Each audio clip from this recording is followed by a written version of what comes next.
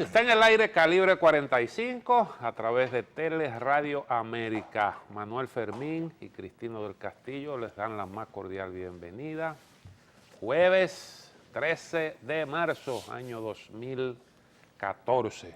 Manuel Fermín, buenas tardes. Mi respeto, Cristino, a usted y a los amabilísimos televidentes y amabilísimas también televidentes. 14 de marzo, De 13 marzo. de marzo. Increíble, ¿eh? Sí, marzo. Oh, fresco, Dios mío. Idos de marzo. ¿Eh? Los jueves de marzo. Marzo es importante, tiene el 19 y el 19 y 30 de marzo. Sí. Días de batalla del país que todavía sigue batallando contra ese adversario. Señor, increíble, seguimos todavía con ese adversario, como si fuera diríamos, como una especie de condena histórica, Cristino, pero bien. Ahora la historia, ahora que tú tocas ese tema, la historia es una cosa, por eso es que siempre se dijo que de lo que fuimos ayer salió lo que somos hoy. Así es. De la misma forma que lo que somos hoy determinará lo que seremos en el mañana. Don Así Juan es. Bosch tenía esa frase. Y esa es una verdad de a puño, de acero. Sí. Si tú analizas, por ejemplo, la historia de Ucrania, tú te vas a encontrar con que ese país está viviendo la misma situación de manera repetida con el paso del tiempo. El territorio de Ucrania, y discúlpame tú No, una explicacioncita ahí, Sí, sí. breve. Estamos en historia, no te El preocupes. territorio de Ucrania albergó el primer estado ruso que se conformó, que se conoce en la historia.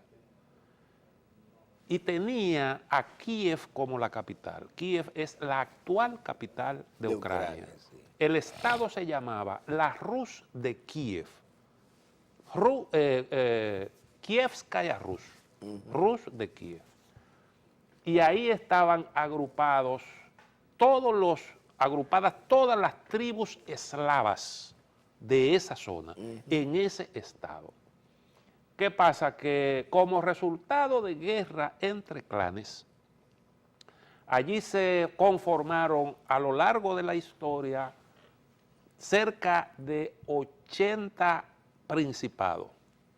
Se sucedía uno tras otro producto de las guerras intestinas, hasta que finalmente se conformaron los tres grandes estados eslavos de la zona, que son Bielorrusia, Rusia y Ucrania. Tienen ese origen común. Los polacos no bregan estados. con ellos. No, los polacos son eslavos, pero existieron independientes. Ok. Aunque Polonia dominó esa zona durante un tiempo. Se conformó una alianza entre Polonia y Lituania que durante un tiempo más o menos considerable tenían el dominio ahí. Incluso ellos fueron los que llevaron la religión católica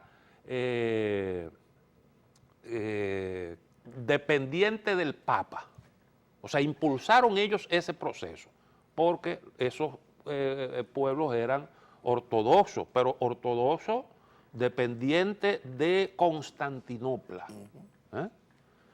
Y bueno, ahí se produjo una situación, es que como resultado después de la influencia rusa, que llegó la religión ortodoxa, pero dependiente del patriarca de Moscú, entonces los ucranianos étnicos firmaron un acuerdo, un pacto con el Vaticano y entonces se unificaron ahí, se hicieron dependientes de Roma como una manera de contrarrestar la influencia de Bizancio, de los de- bizantinos. del- O bueno, de- porque no de los rusos, sino de Bizancio. No, de los rusos. de la religión. iglesia ortodoxa. Exacto. Ahora, ¿qué pasa? En esas luchas siempre se hacían alianzas con grupos externos. Con grupos porque externos imagínate. para imponerse dentro. Sí, sí, ¿Me entiendes? sí, claro, porque Entonces era se muy- hacían sí. alianzas con los polacos, con los Claro, antiguos rumanos, claro, con... Checoslovaco y todas esas sí, cosas. o sea, alianzas con los países vecinos para imponerse internamente. Y eso es exactamente lo mismo que tú estás viendo ahora. Por eso es que tú ves que hay de que un grupo que quiere incorporarse, participar como aliado de Europa, de la Unión Europea y Estados Unidos, y hay otro grupo que quiere una alianza con Rusia, porque allí se conformaron producto de todas esas influencias. Ahí hay, en el territorio ucraniano hay ruso, hay ucraniano todo, étnico, claro, bielorruso, tártaro. Le pasó como a Singapur.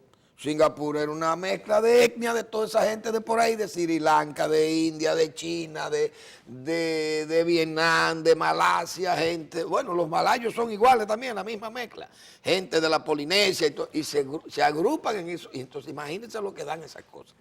Y así viene, tú sabes que Están en lo mismo la de misma siempre. Unión Soviética que recogió todo esos nacionalismos y lo concentró en soviéticos. Pero todo eso es momentáneo. Usted lo aguanta 100 años. Eso es como usted las amarra. Usted tiene esas amarras ahí. Desde que se sueltan esas amarras, mire los nacionalismos como salieron con la rebeldía, diríamos, que salieron esos nacionalismos en Yugoslavia, cómo se desintegró Yugoslavia. Todos esos Balcanes ahí y esas repúblicas soviéticas se independizaron. Y fíjense todavía las relaciones que hay, cómo se rompen. Y bueno, y georgiano, azerbaiyano, ¿cómo se llama nosotros? Bueno, no ni sabe, yo no sé. Tayisco, Tayisco, Crimeo, ¿cómo la otra?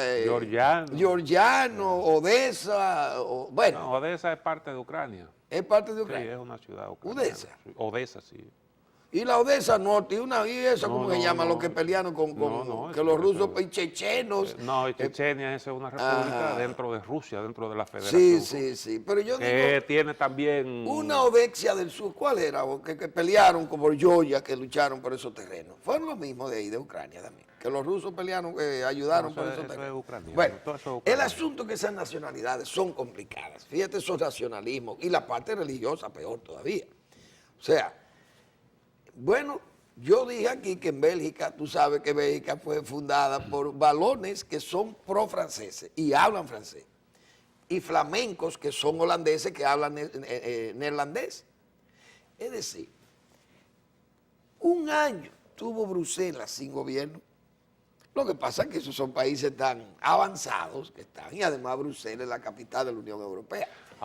Pero fíjate, ahí hubo un año sin gobierno, porque esas etnias no se pueden poner de acuerdo. Va a haber que dividir el país entonces. Ahora, yo te voy a decir una cosa. Si tú analizas lo que ha ocurrido en ese país desde que se independizó de la Unión Soviética en el 91, tú te vas a dar cuenta de que independientemente de esas diferencias, el país se ha manejado más o menos con cierta independencia. Ha tenido que sortear una serie de factores muy difíciles. Pero, aún, porque déjame decirte, ellos celebran elecciones. Celebran elecciones libres. Sí. Y tienen su parlamento. Tienen su parlamento, y en el parlamento están representadas las principales fuerzas políticas que existen allí. Y el Parlamento nombra al primer ministro, que antes lo hacía de manera independiente, ahora es a través de una propuesta del presidente, más o menos como ocurre en Haití. Pero ahí funciona una democracia, aunque sin valores democráticos, pero en definitiva una democracia. Esa es la realidad. Hay tendencias hacia el autoritarismo y todas esas cosas que todo el mundo sabe, pero en definitiva se eligen las autoridades. Y se respetan ahí más o menos, porque ellos tienen... Ahora, ¿qué es lo que ha pasado? Porque ellos han jugado siempre a crear una especie como de contrapeso a los rusos.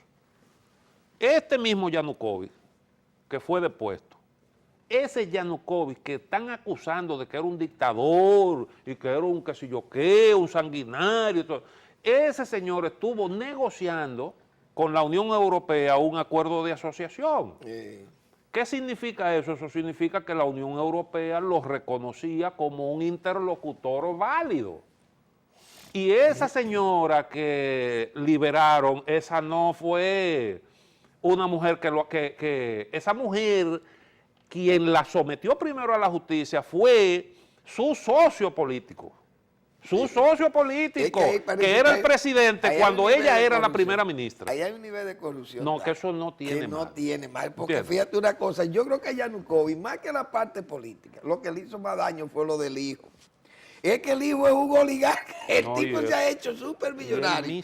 Riquísimo. Uno de los jefes, él es jefe de uno de los grandes clanes. Sí, entonces, ahí. ¿Qué pasa? Que hay unos clanes económicos ahí, como, bueno, estos países son difíciles por no entenderlo. Sí, no, y déjame decirte que ahí todos los dirigentes políticos son mega ricos. Son todos mega ricos, exactamente. Entonces, multimillonarios. ¿Por qué? Porque son gente que en ese proceso de privatización se hicieron, se hicieron con los bienes y todo. Gente, mira, ligada al carbón, a la exportación de carbón, del gas.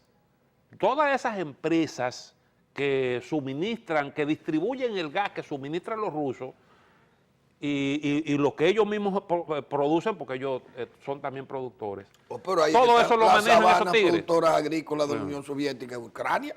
Hoy todo el maíz y la papa de Rusia es ahí que se producía. Era el granero de la Unión Soviética era Ucrania. El trigo, Ucrania, era todo el maíz. Cuando la Unión Soviética tenía un déficit de maíz, yo recuerdo que Continental Grain Company, una compañía norteamericana, era la que le vendía casi, y Cargill, esas dos compañías.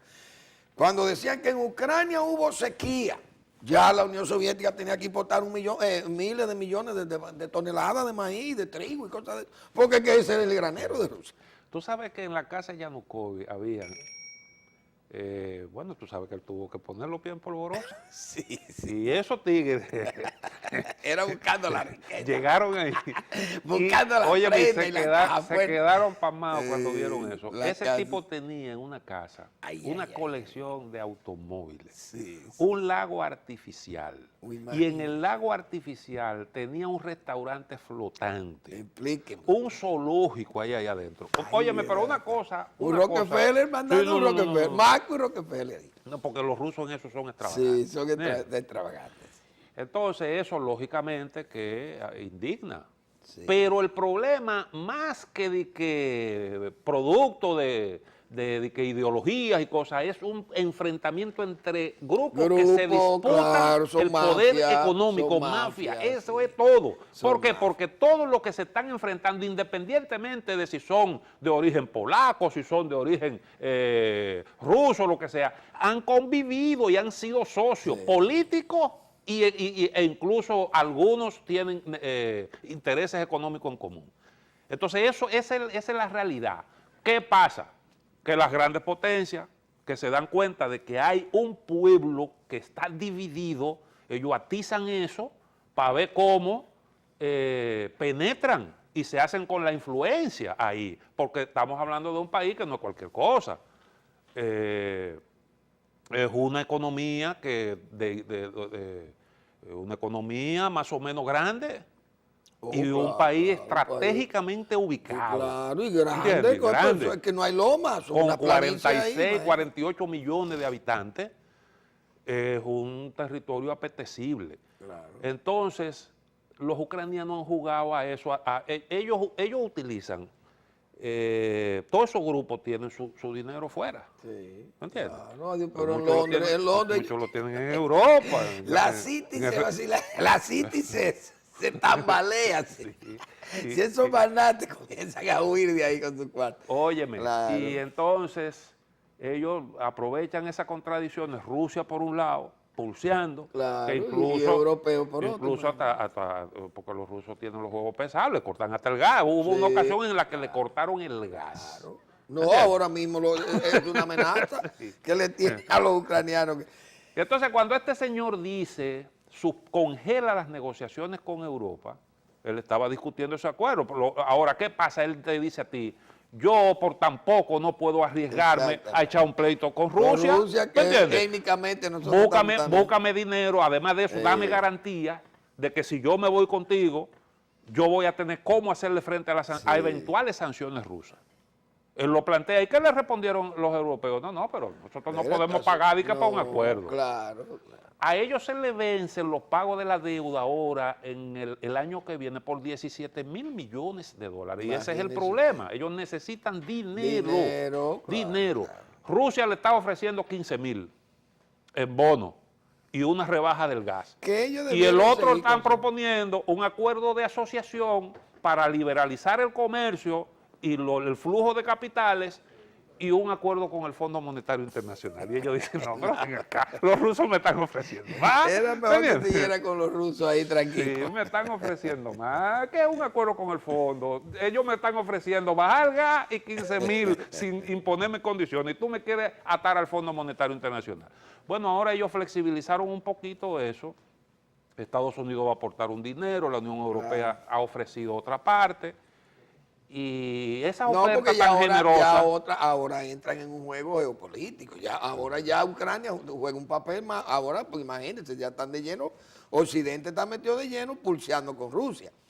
Y lo más probable es que ese país va a terminar dividido. Entonces los rusos. Eso va a tener va a haber una Ucrania del este y una Ucrania del oeste. Exactamente. Una cosa así. Hacia eso camina la cosa. ¿Por qué? Porque dicen, bueno, yo no voy a permitir que a mí me arrebaten, ¿entiendes? Me echen a mí para un lado, porque ¿y dónde van a meter los rusos la flota del Mar Negro? No, exactamente, porque eso es imposible. Eso yo no sé por qué ahí no se llegó a un acuerdo más que evitara eso. Pero bien, aquí el asunto es, Cristino, que aquí parece que también, porque la historia es así, a veces a la callada se venga, la historia también. Fíjense que nosotros hicimos una guerra armada, vamos a decir, una guerra cruenta con los haitianos, 12 años.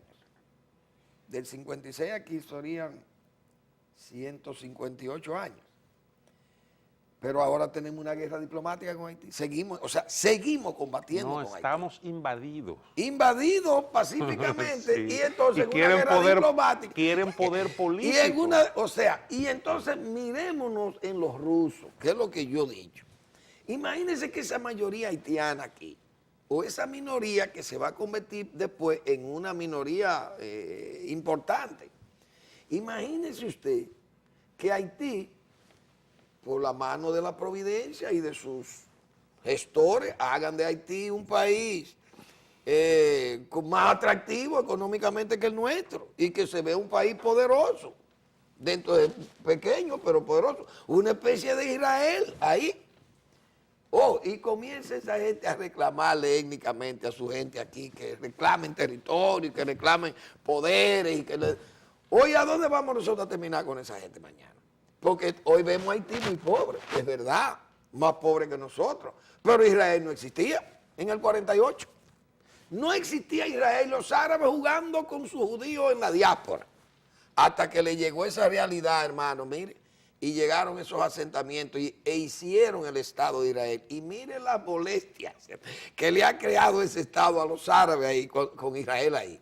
Porque la historia camina, el tiempo es indetenible, inexorable todo lo que va a pasar. Nadie sabe ahora uno sabe que se va a morir y que el tiempo va a seguir y que es indetenible hasta que Dios pare la tierra. No, y hay circunstancias, Manuel, que son aquellas que definen las tendencias geopolíticas que tú siempre tienes que tomar en consideración y que muchas veces te hacen vulnerables. Mira lo que ocurrió con Colombia y lo que hoy es Panamá. Claro, exactamente. Un interés así mismo provocó la creación de manera artificial de un Estado independiente, que es Panamá, una provincia colombiana. Sí, señor.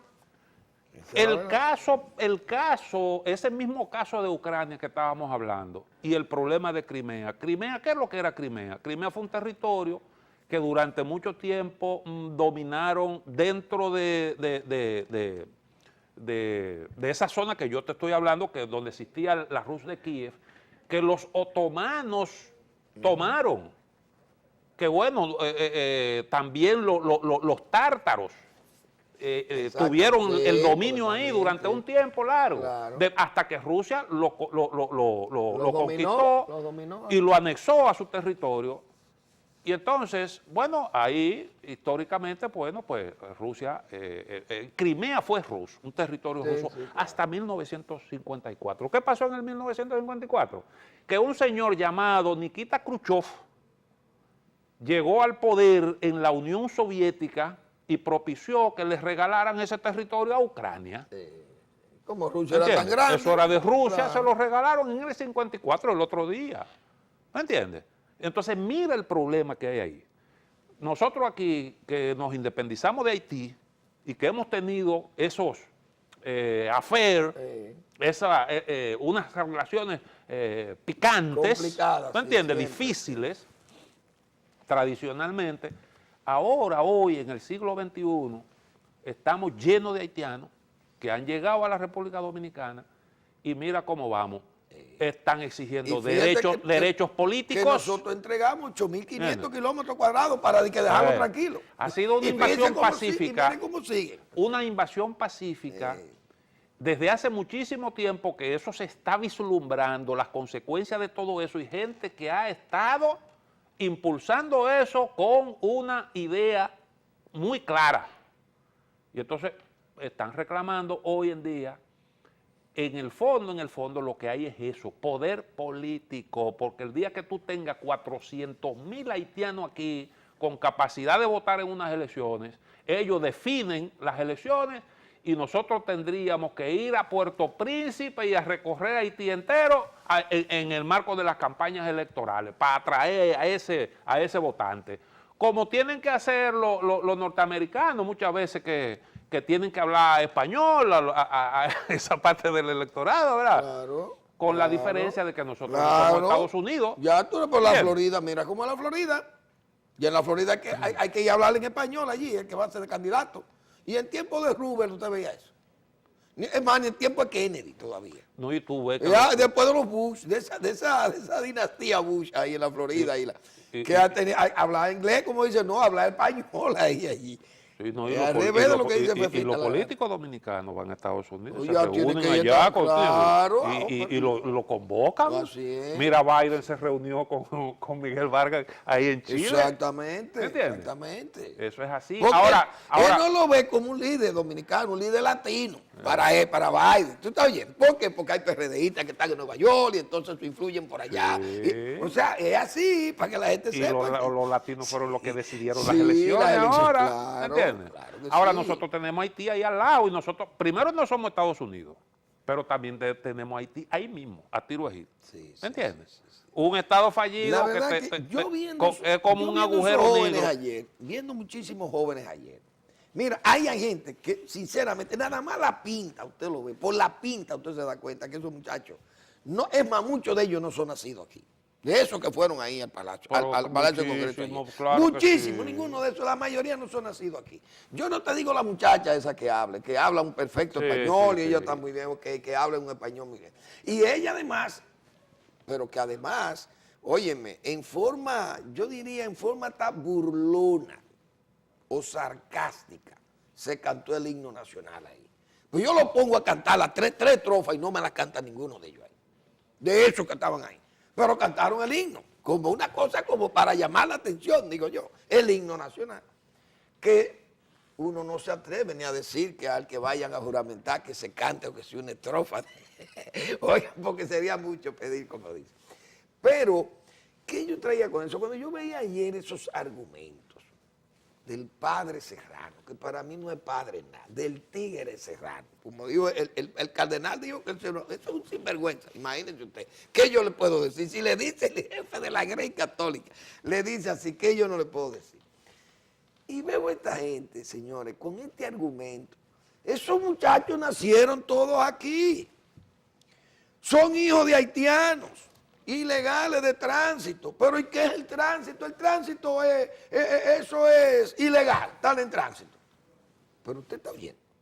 O sea, cuando uno oye que la palabra tránsito es usada como legalidad Entonces yo digo, pero señores, aquí no hay respeto. Aquí no hay respeto por las leyes dominicanas, por esa Constitución.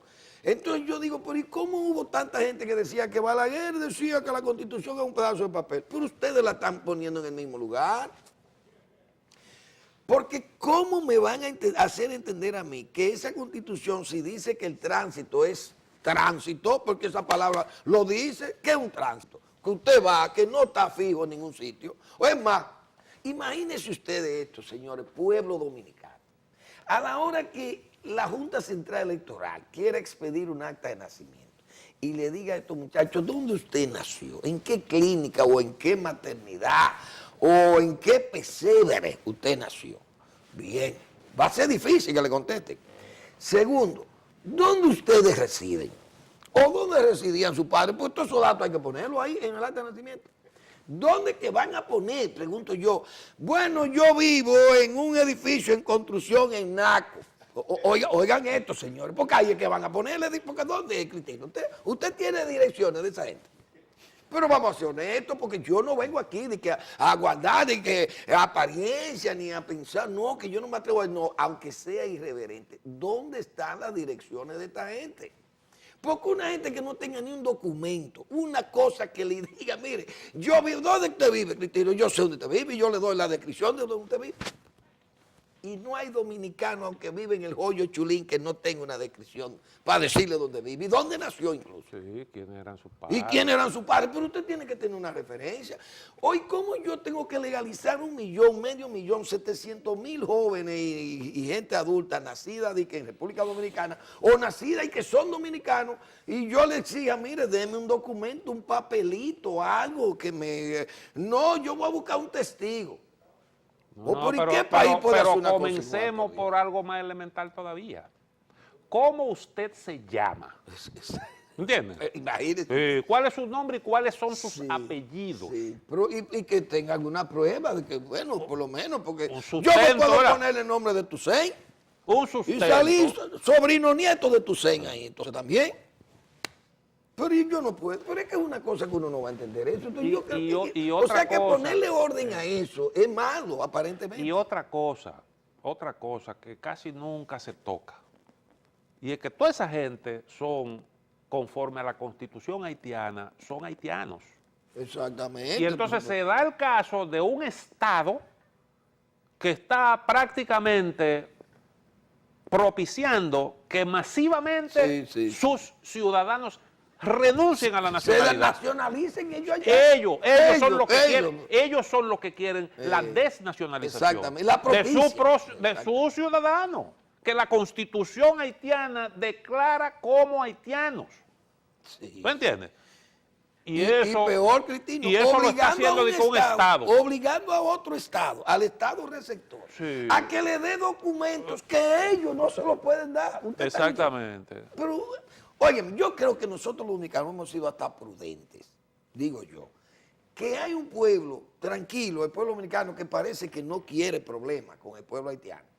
Y está como viendo sin conmoverse, diría yo, el pueblo dominicano, viendo estas agresiones que hay contra el país.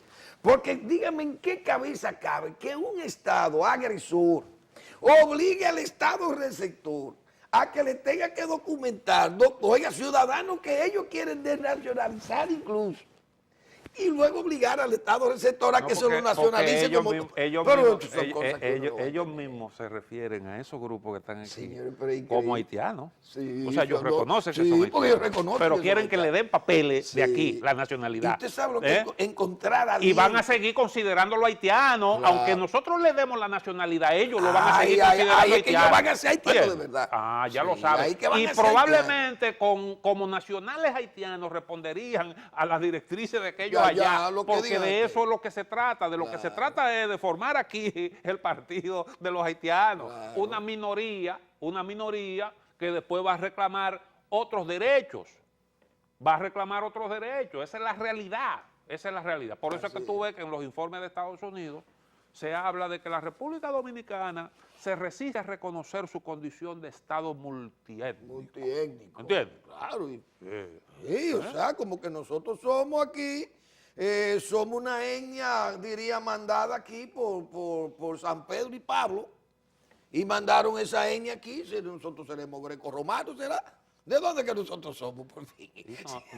Porque lo que nosotros somos es una mezcla de todo esto, de todo lo que los europeos quisieron traer Nos aquí. han invadido y ahora los haitianos están reclamando poder político dentro de la República Dominicana. Esa es la esencia del proceso que estamos viviendo. No, y entonces, encuentran entonces calor y nido en dominicanos traidores. En supuestos porque, dominicanos. Óigame, espérense, señores, cuando Boyer vino aquí, encontró esas voces receptoras. Sí, por eso es que te digo que estamos como Ucrania. Exactamente. ¿Entiendes? Viviendo la misma pendejada. Sí. Y lo mismo que prácticamente te decían, bueno, pero nosotros no aceptamos la presencia de haitianos aquí porque eran negros. Claro. O sea, nosotros debimos aceptar el dominio haitiano en nuestro territorio. Eso es lo que te dicen algunos. Y que esa resistencia para se que hizo. supieran que eran todos negros. Sí, la independencia prácticamente fue un movimiento contra los negros. Un movimiento antinegro. Sí, exactamente. Antinegro. Contra la negritud. Exactamente. No, hombre, vamos a hacer la pausa. Bueno, vamos a la pausa para con otros temas. Venimos un momentito.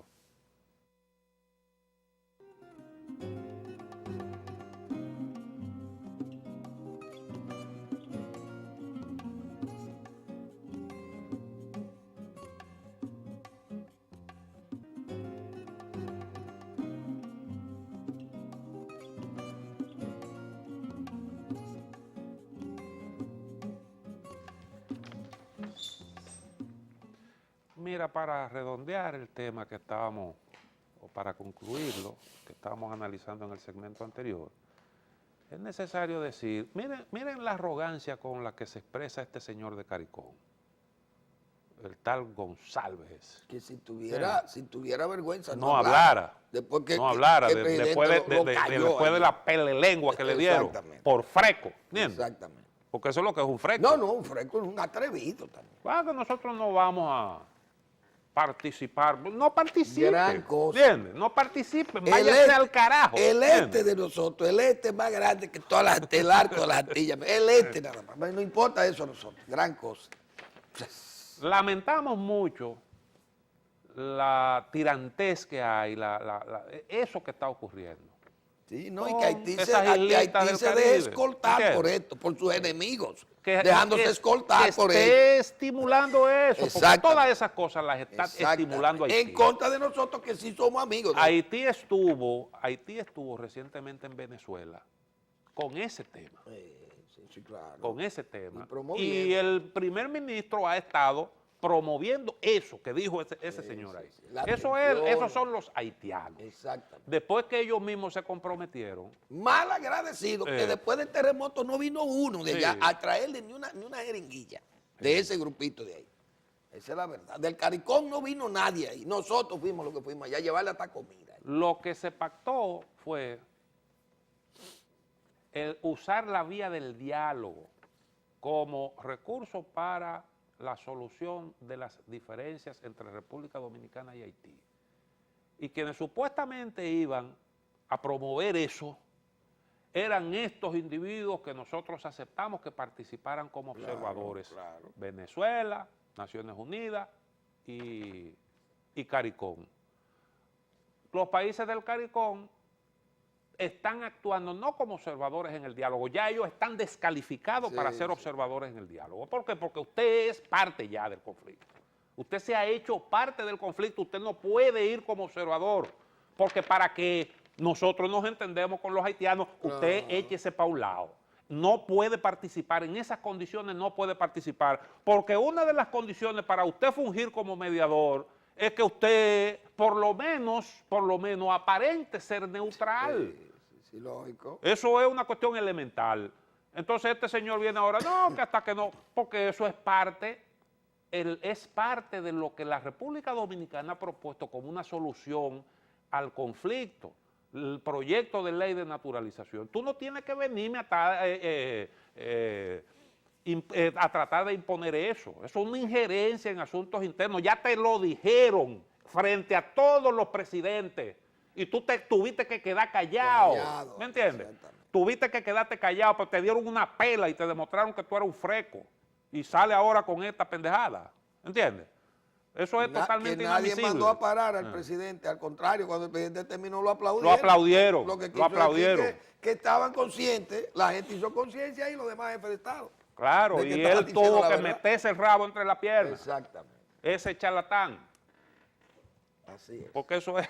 No, un charlatán, un charlatán que incluso un hombre que ni siquiera pertenece a la raza, oigan, ni siquiera es negro de la raza negra, porque tampoco es de ellos. Ese sí es verdad que es un trasplantado ahí. Porque estos son portugueses y gente de todas esas etnias que fueron en el imperio inglés, recogieron y lo tiraban en esas islas, porque eso es lo que hacía Inglaterra. Ahí por eso usted es un primer ministro con un nombre hindú o paquistaní. ¿Por qué? Porque esa gente, la mayoría son hindúes y paquistaníes. Venían ahí porque eso era una colonia inglesa. Venían de la India o de Pakistán y de Bangladesh y esa zona por allá. Hay una comunidad, eso casi claro, se conoce poco por aquí. Claro. Pero países, por ejemplo, como, qué sé yo, Jamaica. Y Belice y todo eso ahí. Tienen una comunidad grande de gente de ascendencia india. India, sí, pakistaní, todas esas, y birmanos hay por ahí, que venían de esas, de sudafricanos, gente, porque eran gente que andaban en el Commonwealth, como dice. Gente de Sri Lanka, usted lo ve metido aquí en la Trinidad Tobago, por ejemplo, ahí. Eso eran todas las posiciones inglesas. Ese mismo Gonzalo, sabrá Dios qué pata trajo ese huevo ahí. Porque imagínense. Manuel, tenemos una información aquí, una información. Las declaraciones del presidente Medina sobre el asunto de la reforma, de la modificación del Código Laboral. Yo creo que esto es importante. Si el señor director nos tiene esas declaraciones ahí, yo quiero que la pongamos y entonces la comentamos. Adelante, señor director.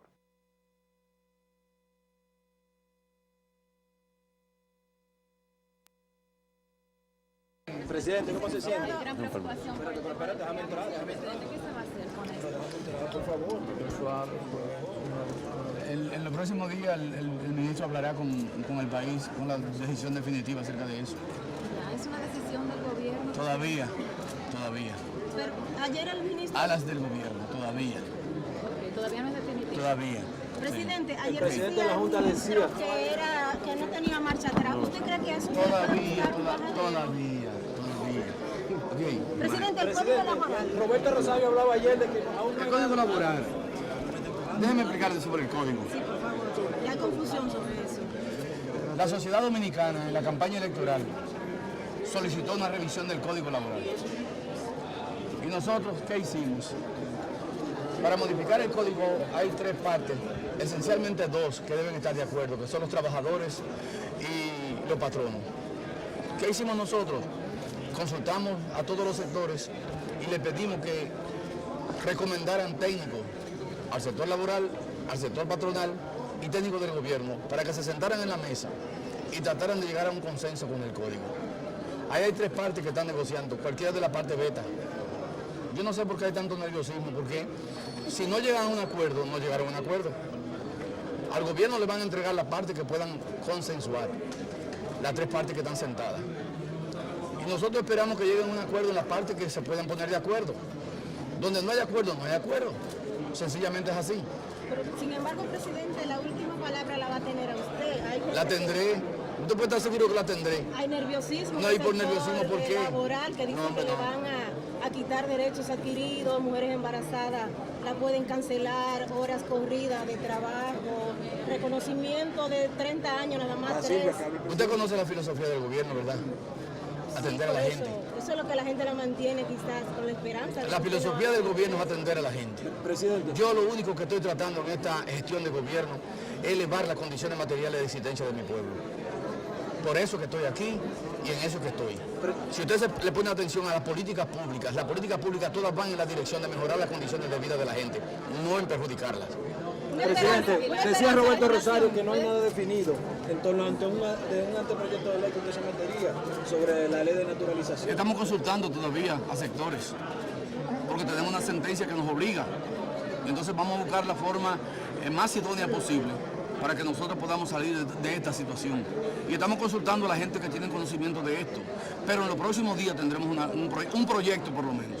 Un consuelo, presidente, a los empleados que están nerviosos. Pero es que los trabajadores están representados, los trabajadores están en la mesa, tienen abogados en la mesa de discusión. Y le estoy hablando que esa decisión tiene que ser de consenso. Hay 3 partes que están sentadas en la mesa y cualquiera de las 3 partes veta.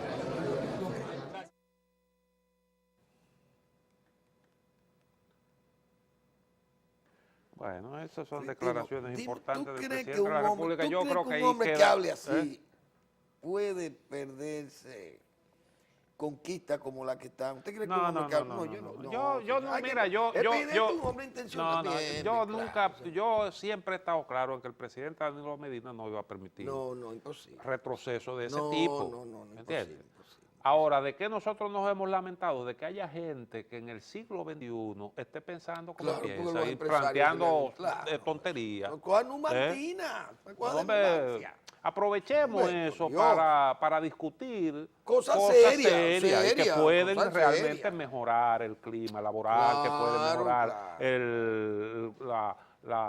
las condiciones para la inversión, para la actividad empresarial. Aprovechemos esa circunstancia, pero eso yo estoy seguro, siempre he estado claro en que el presidente Danilo Medina no permitiría jamás que pasen. Mira, un alumno de Juan Bosch, para ponerlo, todavía para ponerlo en un plano más, diríamos, más nostálgico, si cabe. Un alumno de Juan Bosch, de la categoría de Danilo Medina, no entra en una componenda de ese tipo, diríamos, de estuprar ese código. Porque eso es un estupro al código. Pero usted sabe lo que usted vota a una mujer embarazada y que porque mire, la mujer embarazada no me sirve para estar aquí. Pero espere, señores, ven acá.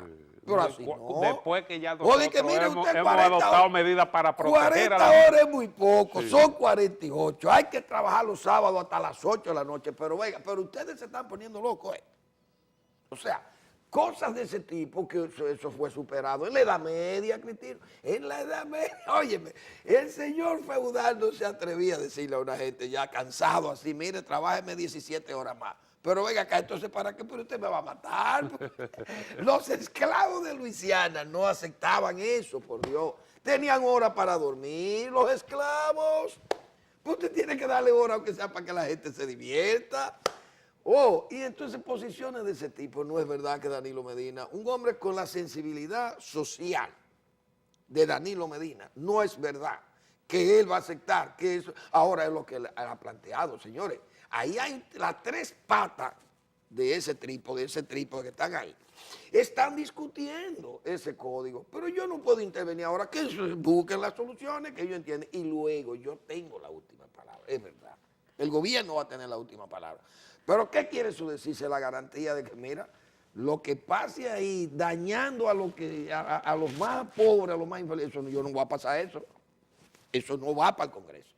Y si va al Congreso, entonces yo allá, con mi fuerza congresual, yo voy a tumbar eso también.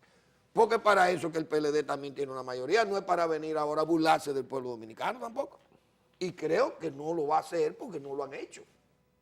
Entonces hay que confiar, yo creo que hay que confiar en el gobierno, claro, en el presidente. Y yo creo que son muy oportunas las palabras del presidente, porque definitivamente, bueno, como él decía, yo no sé por qué tanto escarceo y tanta preocupación con este asunto, porque él dijo, aquí la reforma se va a aprobar por consenso. Significa que si una de las partes que está discutiendo la reforma no está de acuerdo, eso no va. ¿Por qué? Porque tú no le veas. El único que entiende que un consenso se puede imponer se llama Hipólito Mejía. Claro, el consenso impuesto. Sí, ¿cómo fue que él dijo que habrá consenso por la buena? Mira, déjame, por la buena, por la. Mira un asunto. Tú ves, por ejemplo, ese código laboral. ¿En qué gobierno se hizo? Balaguer. El entreguista Balaguer. Bien. ¿Qué hizo Balaguer? No, yo voy a buscar gente de credibilidad política, incluso que no son reformistas, y lo voy a poner a elaborar ese código. ¿Y quiénes fueron los que elaboraron ese código? Señores, ese código lo elaboraron. Los mejores profesionales. Los mejores profesionales, entre ellos Rafael Alburquerque. Lupo Hernández Rueda. Y creo que trabajó también Rey Guevara, también trabajó, creo yo, si mal no recuerdo, trabajó también en ese código, porque él fue secretario de Trabajo, Rey Guevara también, acuérdate. Pero no estoy seguro de que él estuviera ahí. Bueno, trabajaron los mejores profesionales. Yo no sé si César Estrella trabajó también en eso, que era un gente que es especialista en derecho laboral y esas cosas. Pero señores, hablar de Lupo Hernández Rueda, óigase bien, y hablar de Rafael Alburquerque, y ese fue el código con los demás sindicalistas. Es decir, que Balaguer, el trujillita de Balaguer, yo el neosátrapa, es el que ha buscado a esa gente para que hagan ese código. O sea, ni siquiera Balaguer se atrevió a imponer y le pidió a Rafael Alburquerque que le aceptara el cargo Secretaría también. de Trabajo. 9 años en el cargo. Sí. Óigase bien, 9 años en el cargo. Y ese código ganó credibilidad internacional, incluso porque la OIT, bueno, satisfecha también, la Organización Internacional del Trabajo, según he oído a don Rafael Alburquerque hablando de eso, que es una autoridad de eso. Y yo creo que el presidente Danilo Medina, que es compañero de partido de Rafael Alburquerque, oiga, y probablemente hasta alumno de Rafael Alburquerque, porque Rafael Alburquerque es más viejo que toda esto. Además, yo te voy a decir una Pero cosa. oiga Si acá. hay alguien que entiende de estas cosas, se llama Danilo Medina. Claro. Él no es especialista en derecho laboral, pero él entiende que un retroceso sería una marca mayor claro, para su gobierno, claro, negativa. Pero ya ¿Tú te digo, entiendes? ni Balaguer se atrevió. Imagínese usted, un hombre como Danilo Medina, yo no creo. Bueno, o sea, las palabras del presidente son creíbles. Pero desde luego. O sea, cuando una persona habla con ese nivel de sinceridad, que despejadas las dudas, y entonces uno espera que haya una discusión tranquila, sosegada, ¿verdad? De lo que se... sin ruido, porque de las también modificaciones. el ruido hace Sí, daño, exacto. no hay duda de ello. Eso es así. Bueno, Manuel Fermín, el tiempo se nos terminó, Así es. así que no nos queda más que despedirnos hasta mañana, si Dios quiere. Mucho ánimo, porque mañana es viernes.